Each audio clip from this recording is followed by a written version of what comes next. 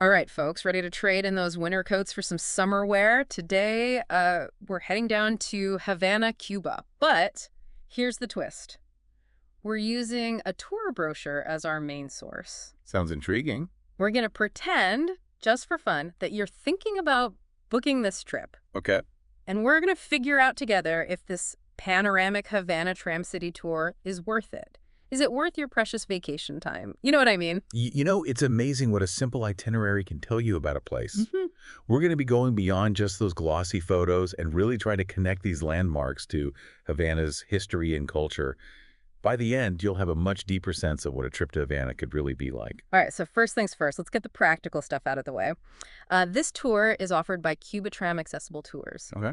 And it looks like they have two options, a shorter 2 to 3 hour run, or you can go all in for a 5-hour experience. Oh, Both are available daily in both English and Spanish. that's great. And they even do hotel pickups. Oh, that's nice. Which is a nice touch. Yeah. What's interesting about this particular tour is the open-air tram. Right. That immediately sets a different tone than like a closed bus, right? Yeah, absolutely. It suggests a more intimate kind of sensory experience, like you're stepping back in time a little bit. Right. I'm already picturing the breeze, the vibrant colors, trying to imagine what kind of photos you could capture from that open tram. The brochure emphasizes that this isn't just like a passive ride. They make frequent stops so you can get off and explore on foot. That's key. It's Yeah. key. It turns the tour into a series of mini adventures. So instead of just like glancing at these landmarks from a distance, you get to actually experience them up close. Right. Okay, let's talk about those landmarks, starting with the Malecón. It's Havana's famous seaside promenade.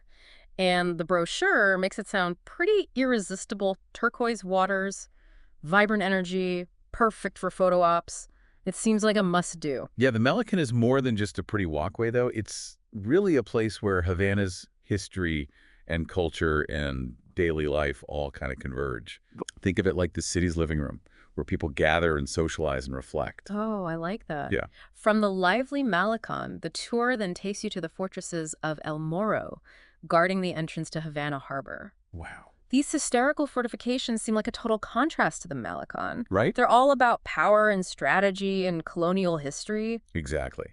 The fortresses really remind us that Havana wasn't just a beautiful city. It was a vital port in the Spanish Empire, heavily fortified to protect against pirates Right. and rival powers. So those walls have seen a lot of action. Yeah, over the centuries. Yeah. Next up, it's time for some charming squares. First, Cathedral Square, a step back in time with cobblestone streets and the grandeur of the Havana Cathedral. Then Plaza Vieja, which the brochure describes as beautifully restored and bursting with color.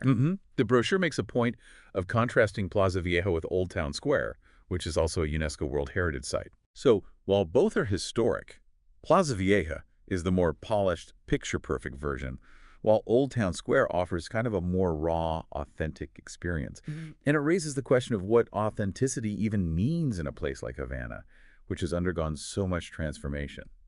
That's a really interesting point. Both have historical value, but the experience of visiting each one is clearly going to be different. Speaking of experiences, the brochure mentions a stop at a bar frequented by Ernest Hemingway himself, Oh. but they don't actually name the bar, Oh, really? which creates a bit of a mystery. Was it El Floridita, famous for its daiquiris, or La Bodeguita del Medio, where Hemingway allegedly wrote on the wall? Interesting. It seems like Hemingway's presence is still very much alive in Havana. That really does, yeah. Okay, I'm officially intrigued. It's one thing to visit historical sites, but to sit in a bar where Hemingway might have sipped his mojito Right. is something else entirely. It speaks to how certain individuals become interwoven with a city's identity. Like Hemingway is more than just a famous writer. He's part of Havana's legend. Totally, yeah. From legendary bars, the tour takes you down Obispo Street, which the brochure describes as a pedestrian haven packed with shops, cafes, and artisans. Sounds great. They even mention farmers' villages on Obispo Street, which sounds a little out of place. Yeah, that detail definitely caught my eye. Perhaps it refers to some kind of open-air market where local farmers sell their produce. Or maybe like a cultural initiative showcasing traditional agriculture in the heart of the city. Oh, interesting. Without more context, it's hard to say for sure, but it hints at the possibility of those unexpected discoveries on this tour. I love those little mysteries. after Obispo Street, we're back on the tram and headed for the National Capitol building. The brochure doesn't go into much detail, but the photo suggests a grand, imposing structure. Yeah, the Capitol building is more than just a pretty facade, of course. It's a symbol of Cuba's political history, Right.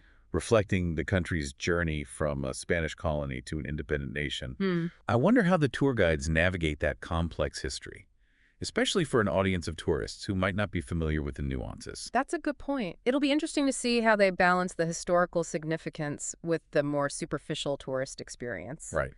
Next up is the Alicia Alonso Theater, named after the legendary Cuban ballerina. Oh, cool. This stop hints at the vibrant performing arts scene in Havana, which often gets overshadowed by the city's historical attractions. Yeah, makes sense. From ballet, we transition to a different kind of performance, the hustle and bustle of city life. Good. The tour includes stops at both Central Park and Paseo del Prado, two iconic public spaces. These two locations offer a fascinating glimpse into the contrasting sides of Havana. Oh, how so? Well, Central Park, surrounded by grand hotels and the iconic Grand